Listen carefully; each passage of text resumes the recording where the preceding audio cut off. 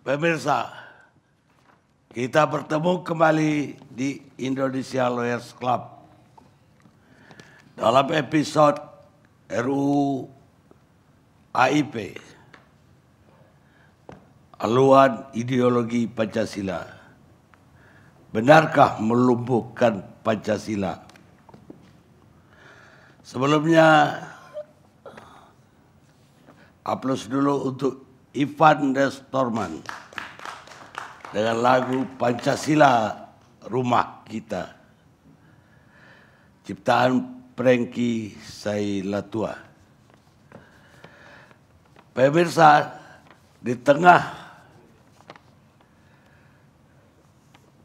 hebohnya atau ramainya masalah COVID-19 atau virus corona, tiba-tiba kita dikagetkan oleh polemik politik yang ternyata kencang sekali, yaitu tentang rancangan undang-undang AIP yang tanggal 12 Mei yang lalu disetujui oleh paripurna DPR untuk dibahas menjadi undang-undang. Dalam sidang paripurna itu sendiri sudah terjadi perbedaan pendapat di antara fraksi yang ada. Fraksi PKS misalnya menolak, fraksi PAN memberi catatan-catatan, dan Demokrat sama sekali tidak menghadirinya. Tapi perdebatan di situ tidak sesengit belakangan.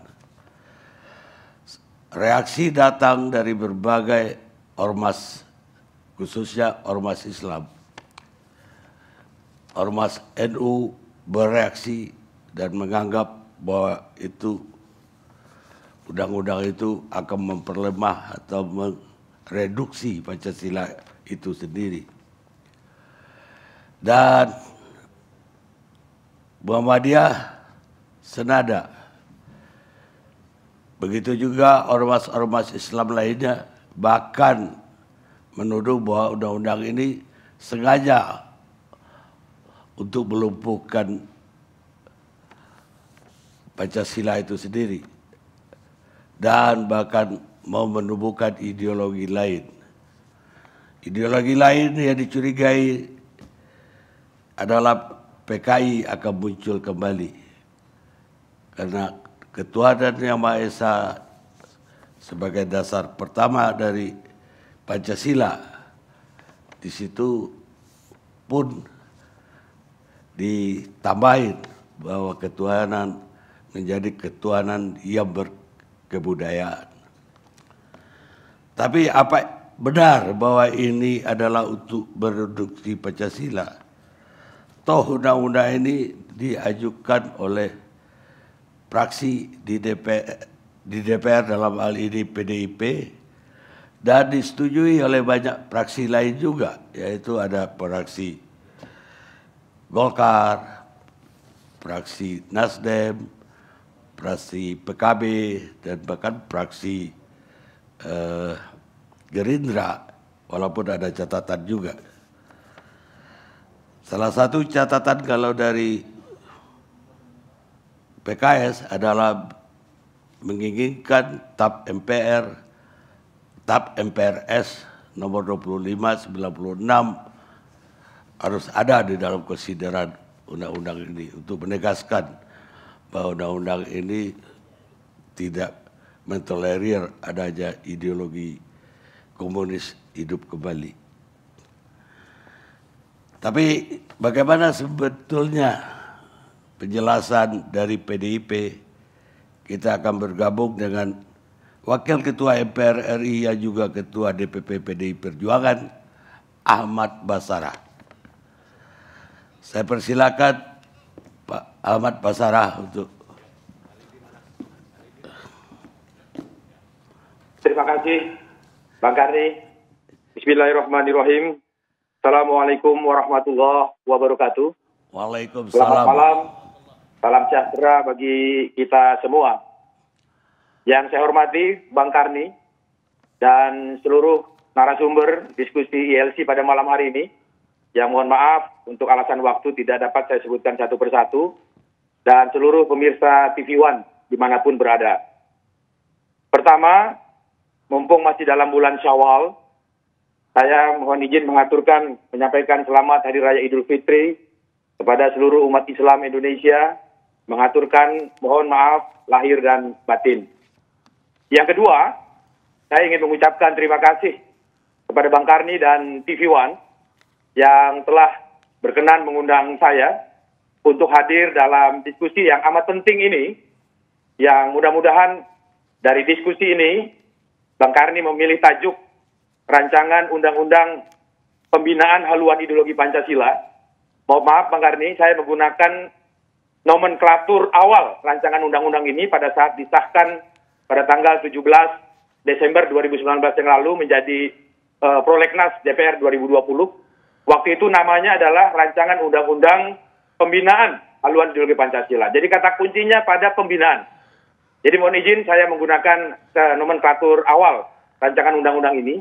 Yang Bang Ani katakan benarkah akan melumpuhkan Pancasila? Mudah-mudahan dengan diskusi ini, saya berharap dan berdoa akan berujung pada kesimpulan bahwa ternyata rancangan undang-undang pembinaan ideologi Pancasila ini bukan untuk melumpuhkan Pancasila, tapi justru untuk mengokohkan Pancasila dalam kehidupan berbangsa dan bernegara kita. Yang kedua, saya diundang dalam dua kapasitas. Pertama, kapasitas sebagai Wakil Ketua Majelis Permusyawaratan Rakyat Republik Indonesia, dan yang kedua sebagai Ketua Dewan Pimpinan Pusat Partai Demokrasi Indonesia Perjuangan. Sehingga oleh karena itu, apa yang saya akan sampaikan dalam pandangan-pandangan politik dan pandangan hukum saya akan mewakili dua perspektif tersebut. Baik perspektif sebagai Wakil Ketua MPR maupun perspektif sebagai Ketua DPP PDI Perjuangan. Izinkan saya, Bang Karni dan para narasumber yang lainnya, memulai menyampaikan perspektif saya sebagai Wakil Ketua MPR RI. Pada tanggal 20 Oktober 2020 yang lalu, pada saat MPR melantik Den Joko Widodo dan Wakil Presiden Kiai Haji Ma'ruf Amin, Ketua MPR menyampaikan pidato politiknya. Dalam salah satu narasi pidato politiknya, beliau menyampaikan apresiasi terhadap Presiden Joko Widodo yang telah mengambil ikhtiar atau upaya untuk memantapkan mental ideologi bangsa Indonesia dengan membentuk suatu badan khusus yang diberi nama Badan Pembinaan Ideologi Pancasila. Dalam konteks hukum, payung hukum eksistensi dan pelaksanaan tugas Badan Pembinaan Ideologi Pancasila dipayungi oleh payung hukum setingkat peraturan presiden. Dalam hal ini adalah Perpres nomor 7 tahun 2018. Dalam kaitan itulah pidato politik Ketua MPR memberikan penekanan perlunya dukungan untuk memberikan payung hukum lebih kokoh lagi dalam tugas melakukan internalisasi dan pembumian Pancasila atau pembinaan ideologi Pancasila dalam payung hukum undang-undang. Jadi yang ingin saya katakan, asbabul wurud atau asbabun nuzul atau kronologis munculnya gagasan sebuah payung hukum untuk memberikan koridor bagi upaya membumikan kembali Pancasila itu lahir dari pidato politik resmi Ketua Majelis Permusyawaratan Rakyat Republik Indonesia untuk memberikan penekanan pada pembinaan ideologi Pancasila. Berikutnya, sikap MPR itu kemudian diamini dan didukung oleh DPR dengan memasukkan Prolegnas 2020 Rancangan Undang-Undang Pembinaan Haluan Ideologi Pancasila. Rancangan Undang-Undang Pembinaan Haluan Ideologi Pancasila. Penekanannya pada kata pembinaan. Dua lembaga parlemen Republik Indonesia ini memberikan dukungan pada hadirnya payung hukum yang bersifat teknis untuk mengatur koridor, menginternalisasi, membumikan Pancasila dalam praksis kehidupan bermasyarakat dan bernegara ini memang memiliki alasan-alasan yang cukup prinsipil. Setidaknya ada dua alasan yang saya catat. Alasan yang pertama adalah alasan sosiologis. Alasan sosiologis yang saya maksudkan, saat ini masih terjadi semacam amnesia bangsa Indonesia terhadap falsafah bangsanya sendiri. Amnesia bangsa Indonesia terhadap Pancasila sebagai dasar falsafahnya bangsa Indonesia sendiri. Dalam catatan politik saya, dimulai ketika rezim awal reformasi ini melakukan satu diagnosa politik dan kemudian mengambil satu kesimpulan yang menurut saya agak kurang proporsional ketika memberikan justifikasi bahwa segala sesuatu yang dilakukan pada masa Presiden Soeharto adalah keliru semua. Dalam tesis saya, tidak ada pemerintahan di dunia ini yang semua produk pemerintahannya itu benar semua, dan sebaliknya tidak ada pemerintahan di dunia ini yang semua produknya itu salah semua. Saya kira sejak zaman Presiden Soekarno, Presiden Soeharto, dan selanjutnya pastilah adalah produk-produk pemimpinan yang baik yang dapat kita teruskan, dan yang keliru kita perbaiki. Apa yang dilakukan Pak Harto pada waktu itu, kita boleh berdebat tentang pemanfaatkan P4 dan BP7 pada waktu itu. Tapi kehadiran negara untuk membina mental ideologi bangsanya bagi saya adalah satu keniscayaan. Tapi apa yang terjadi, pemirsa sekalian yang saya hormati, rezim awal reformasi karena menganggap Pancasila P4 zaman Pak Harto waktu itu adalah versi Orde Baru yang membuat hadirnya kekuasaan otoritarian selama 32 tahun, akhirnya MPR yang mengangkat Pak Harto di tahun 98, di tahun 97, 2 tahun kemudian mencabut TAP MPR nomor 2 tahun 78 tentang P4 sebagai payung hukum materi pembinaan ideologi Pancasila. Tidak berhenti di situ, saudara-saudara sekalian. Setahun kemudian, di tahun 98, satu badan khusus yang didirikan pada saat pemerintahan Pak Harto pada waktu itu, yang bernama Badan Pembinaan Pendidikan Pelaksanaan Pedoman Penghayatan dan Pengabalan Pancasila, atau terkenal dengan istilah BP7, juga langsung dibubarkan. Beberapa tahun kemudian, ketika Undang-Undang Sisdiknas, atau Sistem Pendidikan Nasional direvisi, mata pelajaran Pancasila, yang dulu zaman saya sekolah, zaman Bang Karni sekolah, zaman Pak Ngabalin sekolah adalah mata pelajaran wajib, direvisi Undang-Undang Sisdiknas itu, mata pelajaran Pancasila dihapuskan dari mata pelajaran wajib.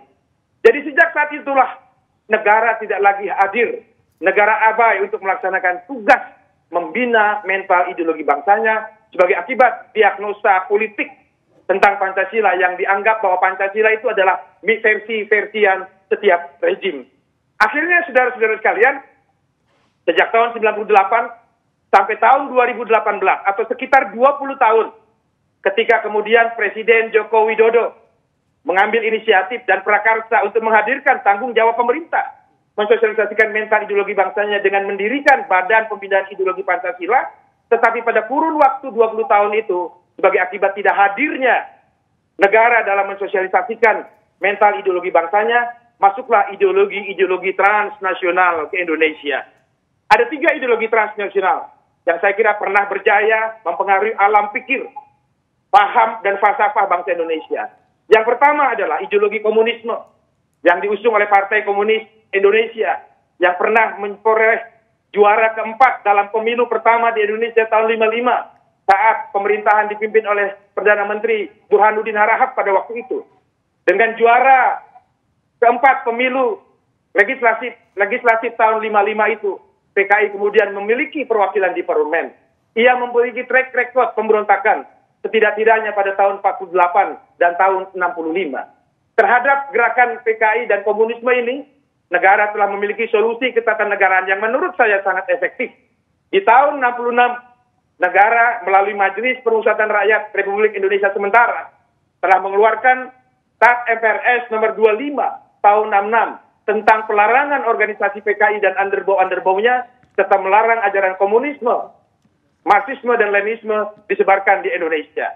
Lalu kemudian, saudara-saudara sekalian yang saya hormati, negara kemudian memperbaharui kembali komitmennya untuk menegaskan kembali bahwa PKI tidak boleh hidup, ajaran komunis tidak boleh hidup, melalui hadirnya sebuah ketetapan MPR di tahun 2003 yang lalu, tepatnya tanggal 7 Agustus 2003, Majelis Permusyawaratan Rakyat Republik Indonesia ketika untuk terakhir kalinya memiliki wewenang untuk membuat ketetapan MPR yang bersifat rekeling atau mengatur keluar, TAP itu disebut TAP nomor 1 tahun 2003 tentang evaluasi dan peninjauan seluruh status hukum ketetapan MPR mulai dari tahun 60 sampai tahun 2002 dan menyatakan kembali secara tegas bahwa TAP MPRS nomor 25 tahun 66 dinyatakan tetap berlaku dengan ketentuan. Jadi norma baru terhadap pemberlakuan TAP tentang pelarangan PKI dan ajaran komunisme ini diatur dalam TAP MPR nomor 1 tahun 2003. Jadi dengan demikian, Ibu Bapak sekalian yang saya hormati, karena saat ini MPR sudah tidak punya lagi wewenang untuk membuat ketetapan MPR yang bersifat mengatur keluar, apalagi mencabut ketetapan MPR sebelumnya, maka tidak ada lagi pintu keluar bagi dicabutnya TAP MPR nomor 25 tahun 66 itu. Jadi menurut pendapat saya, kalau saya istilahkan, tidak ada lagi pintu keluar secara hukum terhadap keberadaan PKI dan ajaran komunismenya. Lebih jauh dari itu, KUHP kita, Undang-Undang KUHP kita bahkan telah memberi sanksi pidana bagi barang siapa mendirikan partai komunis, organisasi komunis, mengembangkan ajaran komunis yang sanksi hukumnya mulai dari 5 tahun sampai dengan 20 tahun. Dalam hal ini, Bang Karni, saya ingin sampaikan bahwa 153 anggota fraksi PDI Perjuangan MPR RI di tanggal 7 Agustus 2003 ketika pengambilan keputusan TAP MPR nomor 1 tahun 2003 ini atas instruksi Ketua Umum PDI Perjuangan Ibu Hajah Megawati Soekarno Putri menginstruksikan seluruh anggota fraksi PDI Perjuangan mendukung agar TAP MPRS tentang pelarangan PKI dan ajaran komunisme itu diberlakukan kembali. Sehingga tidak ada persoalan bagi PDI Perjuangan mengenai dimasukkannya konsideran mengingat TAP MPRS nomor 25 tahun 66 itu dengan penormaan hukum terbaru sebagaimana diatur di dalam TAP MPR nomor 1 tahun 2003. Di luar itu, Bang Karni yang saya hormati, ideologi liberalisme dan kapitalisme juga bekerja di tengah-tengah masyarakat kita secara terstruktur, sistematis, dan masif. Di bidang ekonomi, kapitalisme merajalela dengan menguasai sektor-sektor ekonomi rakyat. Sekarang ini masih terjadi kesenjangan di tengah-tengah masyarakat kita karena modal dengan sistem ekonomi pasar membuat pemodal lah yang kemudian menguasai hajat hidup orang banyak. Secara kebudayaan, paham liberalisme yang berbasiskan pada kebebasan individu. Mereka mengembangkan, mengamanyakan gaya hidup bebas. Narkotika dan obat-obatan diimpor ke Indonesia. Bertonton jumlahnya. Sabu-sabu, kokain, ekstasi, ganja, dan yang semua dilakukan untuk mengembari gaya hidup bangsa Indonesia, terutama pemuda Indonesia. Yang lebih ekstrim lagi, Bang Karni, yang kita khawatirkan, gaya hidup seks bebas yang mereka praktekkan di negara-negara barat sampai melegalkan perkawinan sejenis seperti negara-negara Jerman, Amerika, Scotland, Kanada, dan mereka kampanyekan legalitas perkawinan sejenis atas nama negara ke Asia. Dalam catatan saya, negara Taiwan adalah negara Asia pertama yang melegalkan perkawinan sejenis. Dan negara paling dekat, Thailand dan Singapura, sekarang parlemen mereka sedang membahas yang namanya legalisasi perkawinan sejenis. Saya mengkhawatirkan, Bang Karni, kalau Singapura saja sebagai negara tetangga terdekat, kemudian kita berdoa, pemerintah dan parlemen Singapura tidak melegalkan perkawinan sejenis. Tapi itu dari jurisdiksi negara lain.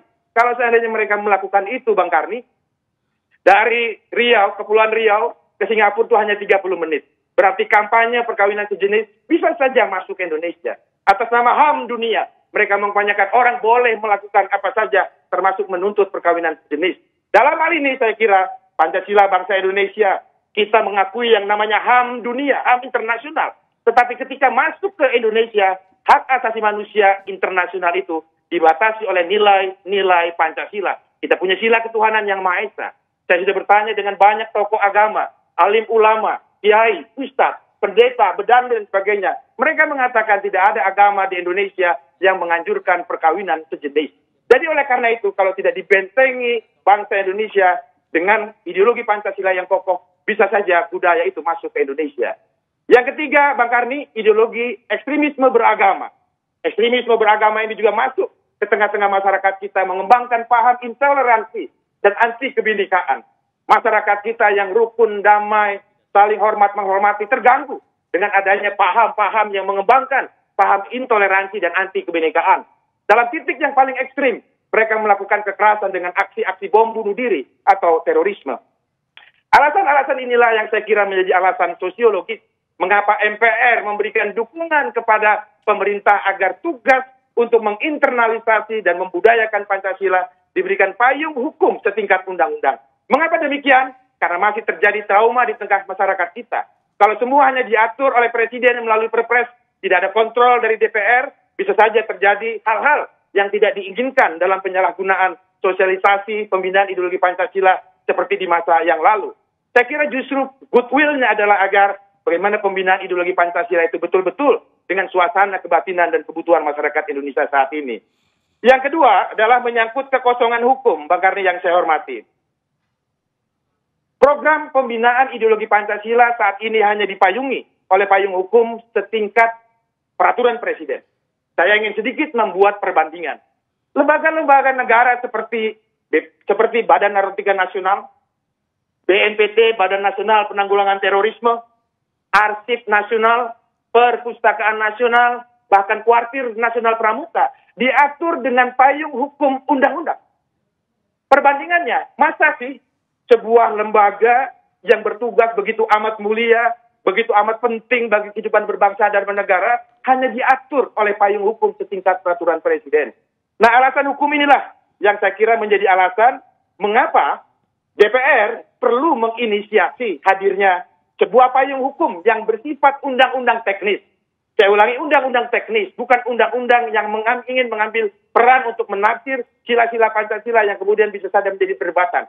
Dia sebuah undang-undang teknis untuk bagaimana caranya menginternalisasi dan membudayakan Pancasila dalam praksis kehidupan bermasyarakat, berbangsa, dan bernegara. Oleh karena itu, rancangan awal RUU ini dalam catatan saya mohon maaf Bang Karni, saya sebetulnya bukan anggota Balek, sehingga tidak ikut membahas rancangan undang-undang ini, tapi dalam penugasan ini saya mencoba mempelajari semua dokumen-dokumen. Ternyata pada saat diumumkan dalam Prolegnas 2020, rancangan undang-undang ini bernama Rancangan Undang-Undang Pembinaan Haluan Ideologi Pancasila. Bang Karni yang saya hormati, itulah saya kira pandangan saya sebagai Wakil Ketua MPR RI. Yang terakhir, pandangan saya sebagai Ketua Dewan Pimpinan Pusat Partai Demokrasi Indonesia Perjuangan. Pertama, ada beberapa anggapan, beberapa asumsi, bahkan sebagian, saya sebut saja sebuah tuduhan begitu, yang kira-kira membahas tentang pasal 7 di rancangan Undang-Undang Haluan Pembinaan Ideologi Pancasila itu. Pasal 7 itu mengatur satu frase kalimat yang menjelaskan seakan-akan Pancasila itu bisa diperas-peras. Dari Pancasila menjadi Trisila dan Ekasila.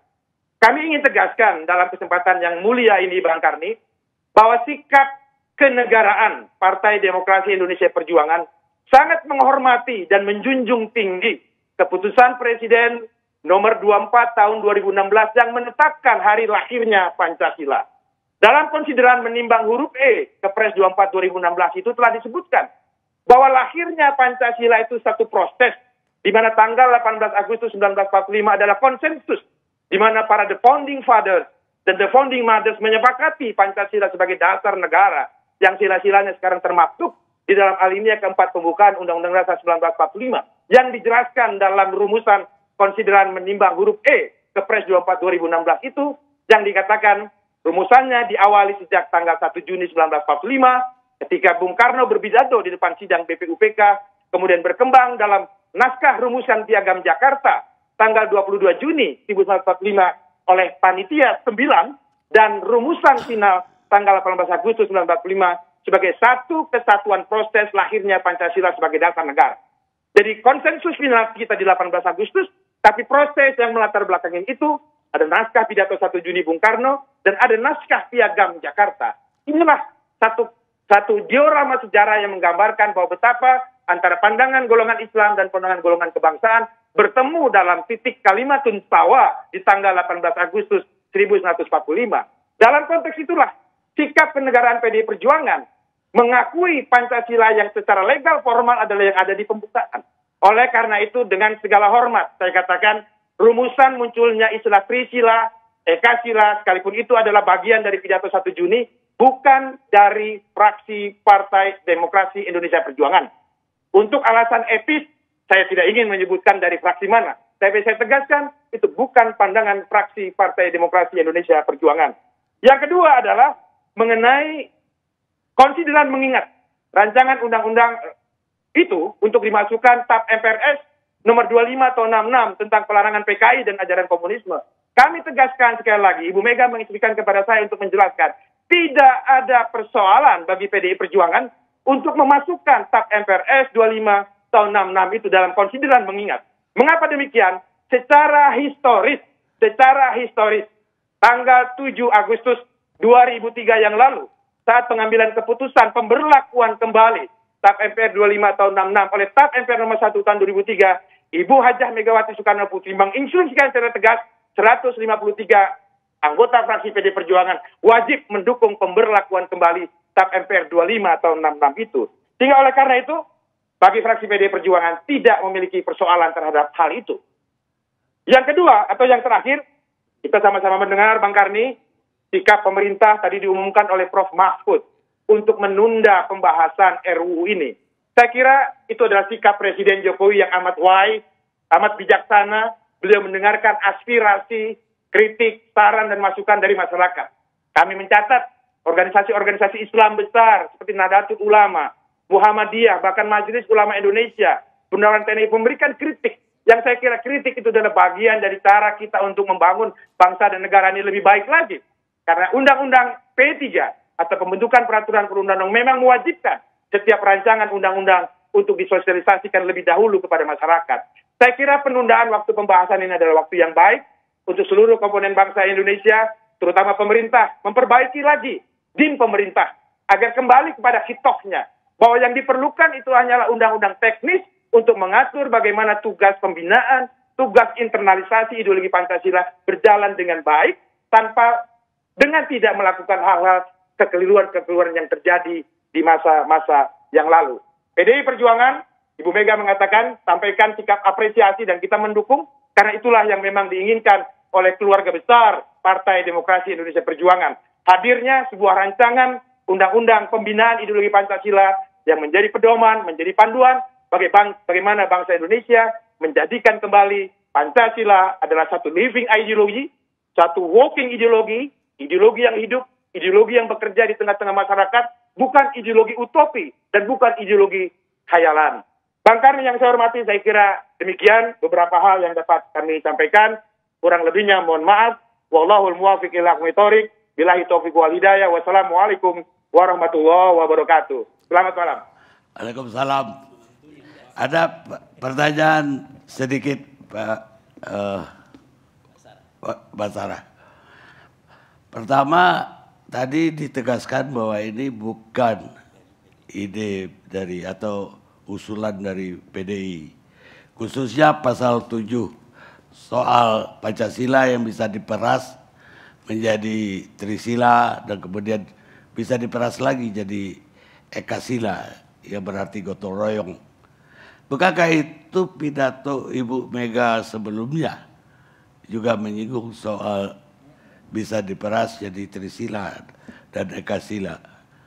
Terus yang kedua, sekalian saja karena kita lewat Skype, tadi dikatakan bahwa undang-undang ini dibikin untuk payung hukum menaungi Pancasila yang kita sudah sepakati jadi dasar negara kita. Bukankah Pancasila itu sendiri adalah payung untuk seluruh hukum yang ada di Republik ini? Apakah Pancasila sendiri masih perlu payung? Bukankah Undang-Undang Dasar 45 menjadi konsideran untuk seluruh undang-undang yang lahir di Republik ini? Mungkin itu dulu pertanyaan saya, Pak Wakil Ketua MPR. Terima kasih Bang Karni. Terhadap pertanyaan bahwa Bu Mega pernah dan bahkan sering mempidatokan isi pidato Bung Karno itu dalam beberapa kesempatan. Pertanyaan bagi saya, apa masalahnya kalau Ibu Mega menyampaikan apa isi yang dipidatokan oleh Bung Karno pada tanggal 1 Juni 1945 itu? Karena memang fakta otentiknya pada pidato 1 Juni itu ketika menjawab pertanyaan Ketua Sidang BPUPK, Dr. Rajiman Wedyu Diningrat, Bung Karno sebagai anggota resmi sidang BPUPK itu menyampaikan gagasannya tentang apa dasarnya jika Indonesia merdeka kelak. Ada skema, ada 5 skema yang diusulkan oleh Bung Karno pada pidato 1 Juni itu. Yang pertama adalah Pancasila. Yang kedua adalah Trisila, dan yang ketiga adalah Ekasila, gotong royong. Di dalam konteks Pancasila itu, Bung Karni dan pemirsa kalian yang saya hormati, kami menyadari betul bahwa sekalipun itu adalah narasi yang disampaikan oleh Bung Karno dalam pidato 1 Juninya, tetapi yang diterima oleh sidang BPUPK. Setelah Bung Karno berpidato, Dr. Rajiman bertanya kepada anggota sidang BPUPK, apakah dasar falsafah negara Indonesia yang diusulkan oleh Insinyur Soekarno yang diberi nama Pancasila itu dapat diterima. Dalam catatan saya, banyak bukti-bukti historis yang membuktikan bahwa pidato 1 Juni itu diterima. Salah satunya adalah laporan Panitia 5 yang dibentuk oleh Presiden Soeharto pada tahun 75. Pada waktu itu Pak Harto sedang kuat-kuatnya menugaskan beberapa orang pendiri bangsa untuk menyelidiki asal-usul kebenaran lahirnya Pancasila. Maka ditugaskanlah oleh Presiden Soeharto pada waktu itu Bung Hatta, Ahmad Subarjo, Joyo Adisuryo, Alexander Andri Maramis, Mr. Sunario, dan Mr. Abdul Ghaffar Tinggo Dikdo untuk menyelidiki asal-usul lahirnya Pancasila itu. Para tokoh bangsa berlima itu kemudian merekomendasikan kepada Pak Harto pada waktu itu bahwa pidato Bung Karno itu benar diterima secara aklamasi oleh sidang BPUPK. Kemudian Bung Karno lah yang satu-satunya secara tegas mengusulkan filosofi Grundslag untuk negara yang akan dibentuk. Bahkan ketika dibentuk panitia kecil untuk merumuskan Pancasila dasar negara, sumbernya diambil dari pidato Bung Karno 1 Juni 1945 itu. Ini fakta otentik yang disampaikan oleh Panitia 5 yang menyampaikan laporannya kepada Pak Harto 10 Januari tahun 1975. Lalu kemudian dalam skema pidato 1 Juni itu betul Bung Karno menawarkan Trisila dan Ekasila.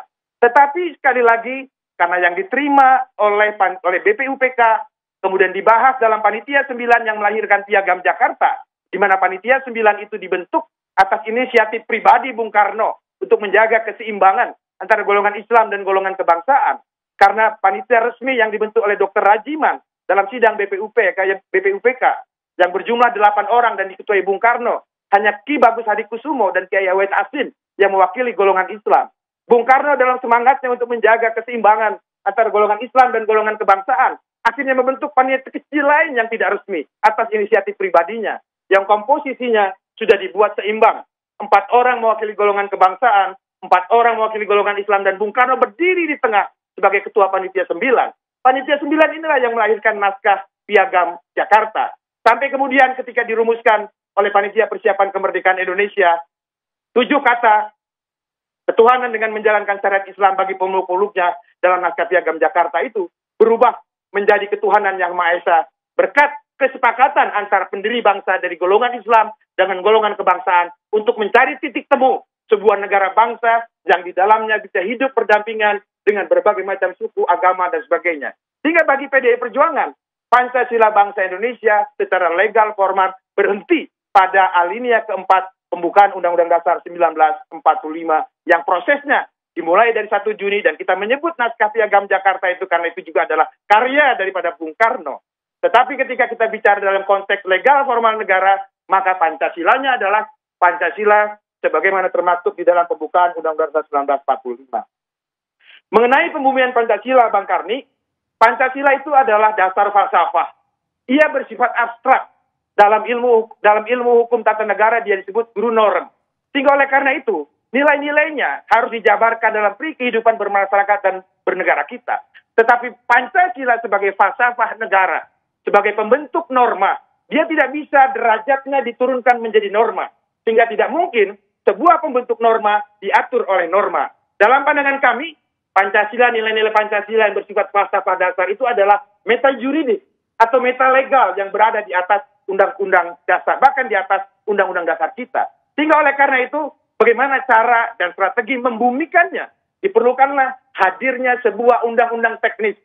Saya ulangi, hadirnya undang-undang teknis yang dapat memberikan panduan bagaimana menginternalisasi dan membumikan Pancasila dalam praksis kehidupan berbangsa dan bernegara kita.